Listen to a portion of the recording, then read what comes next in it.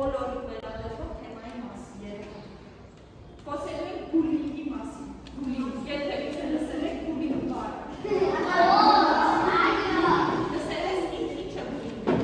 Կամ դիվորքի դալի ասա ինչ է բուլինգ։ Ինչ է բուլինգ։ Անգլերեն բառ է, առաջացել է անգլերեն բուլինգ բառից, որը նշանակում է կռվարար,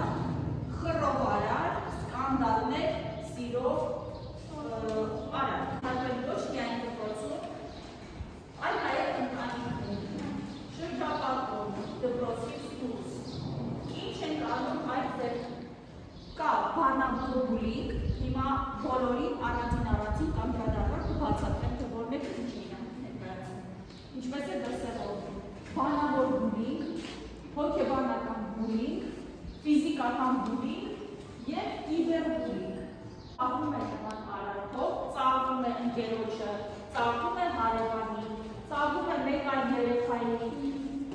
անմիջապես դադարեցրեք։ Դա շատ խորհուրդը, որ մեկը որ շատ գոյով է լինում։ Հիմնականում երեխաները բուլինգի ենթարկվում են իրենց արտաքին տեսքի պատճառով, իրենց կարողությունների պատճառով։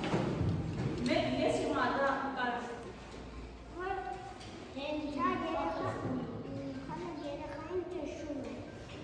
Այո, մի անձի կողմից մեկ այլ անձի նկատմամբ ճնշող և վատ բացասական վերաբերմունք դա բուլինգն է։ Կարելի շորը չի կարելի համակարգիչ փչացնել։ Իսկ մյուս ընկերոջը կարելի է վատ խոսքերով դիմել։ Ոչ։ Օրինակ թզուկ, գաճաճ,